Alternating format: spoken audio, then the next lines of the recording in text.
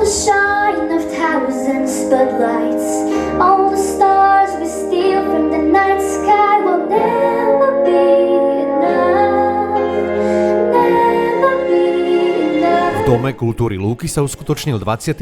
ročník súťaže v populárnej piesni Pop Hit 2025. Táto súťaž, organizovaná pre žiakov základných a stredných škôl, ako aj pre dospelých, prilákala množstvo talentovaných účastníkov rôznych vekových kategórií. Do semifinále 28. ročníka súťaže v populárnej piesni sa zapojilo až 47 účinkujúcich a 27 z nich postúpilo do finále. Súťaž bola rozdelená do 4 vekových kategórií. Trojčlennej porote predsedal Vlado Brchokaňák. Je to o tom, ako to ten spevák podá, ako ma presvedčí.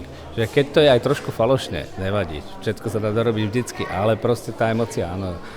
Jak to tomu divákovi dá a to zobere tú energiu, tak je to super. Pre víťazov boli prichystané vecné ceny, diplomy a pre toho najlepšieho portál Music Render pripravil špeciálnu cenu, profesionálny mikrofón. A aké kritériá by mal spĺňať dobrý spevák podľa súťažiacich? Spievať od srdca, aby si proste užíval to, čo spievaš a vedel v tom sa nejako aj užiť si proste tú skladbu.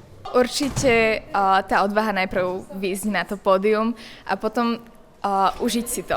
Užiť si to je podľa mňa najdôležitejšie, predať tú energiu porote a divákom. Myslím si, že spevák musí byť dostatočne sebavedomý na to, aby proste mal silu výjsť na to pódium a odspievať tak, ako aby bol spokojný so sebou.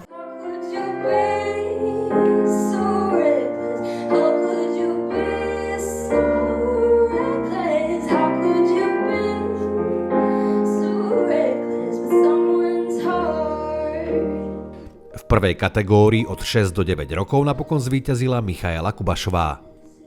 Medzi staršími žiakmi prvého stupňa základných škôl si prvé miesto vyspievala Tamara Turníčová. Je to moja takáto prvá súťaž okresná a vôbec som nečakala, že to vyhrám, lebo myslela som si, že tu sú aj lepší, takže som dojata z toho.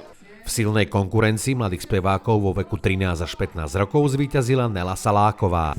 Ja som veľmi spokojná, ma to veľmi šokovalo a som veľmi rada.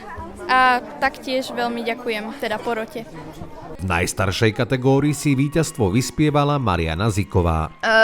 Ja som navštevovala moju školu La Muzika a s vynikajúcou pani učiteľkou sme vyberali správne piesne, tak aby mi sadli a evidentne sadli, takže som veľmi rada.